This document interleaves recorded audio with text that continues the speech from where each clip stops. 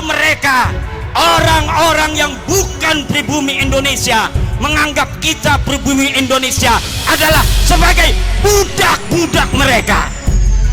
Berani nggak tes DNA? Berani nggak tes DNA? Berani nggak tes DNA?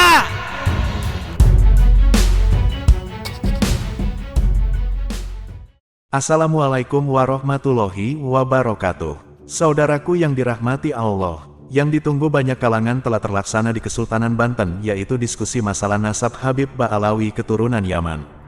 Tetapi sayang sekali pihak yang paling berkepentingan yaitu Robito Alawiyah tak bisa hadir dan tak mewakilkan kepada siapapun. Lantas apa hasil dari pertemuan tersebut? Seperti yang disampaikan Kiai Imaduddin Usman Al-Bantani, pertemuan Banten tak mampu menjawab pertanyaan mendasar umat yaitu keterputusan nasab Ba'alawi ditinjau dari kajian kitab nasab. Dan tak membahas sedikitpun masalah yang banyak disuarakan umat untuk membuktikan nasab Habib Ba'alawi melalui kajian ilmu genetika yaitu tes DNA. Pertemuan dan debat Banten tak lebih hanya berupa debat kusir tentang hal-hal yang tak fundamental yang menjadi pertanyaan umat. Setidaknya hal itu yang bisa kita tangkap dari beberapa video yang beredar di sosmed. Lantas bagaimana tanggapan Kiai Imaduddin yang tak bisa hadir di Banten karena pihak Robito Alawiyah secara resmi tak bisa hadir dan tak ada perwakilan resmi mereka? Dalam tulisan terbaru Kiai Imaduddin yang berjudul, "Debat Banten Selesai, Nasab Ba'alawi Tak Tertolong." Dalam debat di Banten, Kiai Imaduddin meskipun tidak bisa hadir, tetap mengirimkan wakil untuk membacakan narasi hipotesa tentang terputus dan tertolaknya nasab Ba'alawi, untuk dicarikan penyelesaian dan jawabannya.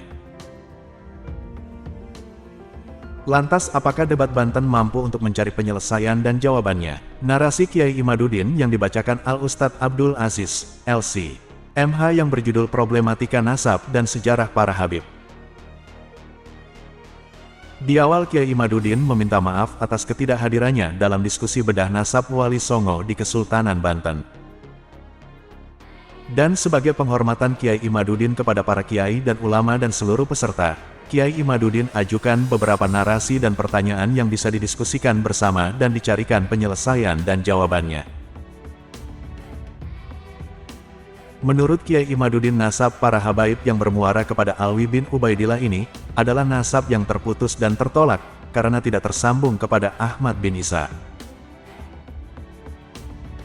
Untuk lebih jelas tentang alasan saya dalam mengambil kesimpulan tersebut, silakan baca buku dan kitab saya yang telah terbit, yaitu, pertama, buku menakar kesahihan nasab Habib di Indonesia. Kedua, terputusnya nasab Habib kepada Nabi Muhammad. Ketiga, kitab Al-Mawahib Al-Laduniyah fi Inkitoi Nasabi Ba'alawi bin Ubaidillah.